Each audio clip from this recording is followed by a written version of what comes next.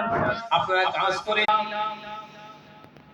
যেহেতু আপনারা কুরবানি দেননি, আল্লাহ আমার দেওয়ার তৌফিক দিয়েছে, আমি দিয়েছি, তাই আমার তরফ থেকে আমি আপনাদেরকে গোশ হাদিয়া দিয়ে দিলাম।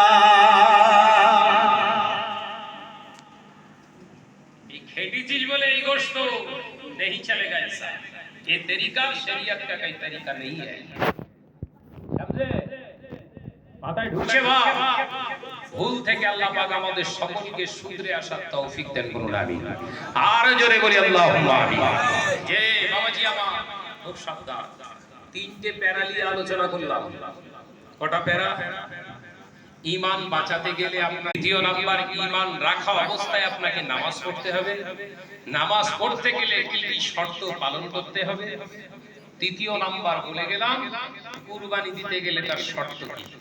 মাথায় ঢুকেছে বাবা? আল্লাহ এই জন্য জানিয়েছেন, ওমা খালাকতুল জিন্না ওয়াল ইনসা ইল্লা লিয়াবুদুন, আমি জিন এবং ইনসানকে আমার ইবাদত বান্দিগির জন্য পাঠিয়েছি। ও নওজওয়ানেরা, এই যে তরিকাগুলো আমি আপনাদের শিক্ষা দিলাম, এই তরিকাটা মেনে চলে কুরবানি দেন, নামাজ আদায় করুন, আপনার জীবনে কারবার করেন, সংসার চালনা করেন, বিবিদেরকে মহব্বত করেন, বাচ্চাদেরকে প্যার করেন, আল্লাহ নবী জানিয়ে দিলেন ওটা আমার ইত্তেবা হয়ে গেল। আমি রাসূলুল্লাহ জানিয়ে দিলাম আমার ইত্তেবা করা হলো মানে আল্লাহর ইবাদত হয়ে গেছে।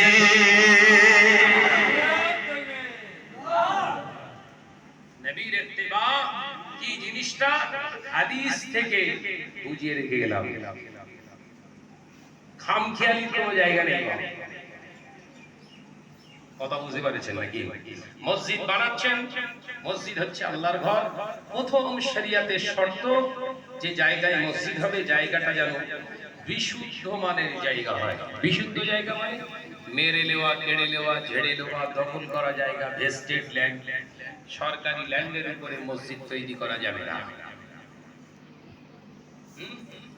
দ্বিতীয় নম্বর শর্ত, মসজিদের যে কনস্ট্রাকশন, ওর যে মাল মেটেরিয়াল, যে অর্থর ভিতরে বরাদ্দ করা হয়েছে, টোটালটাই হতে হবে হালাল। এই কথা বুঝতে পারছেন না? ওই যে সে চাঁদা দেবে, যা টাকা দিয়ে মসজিদ বানাবে, মসজিদে নামাজ হবে না। মসজিদ কেন ভাঙা শুরু হয়েছে বুঝতে পারছেন না?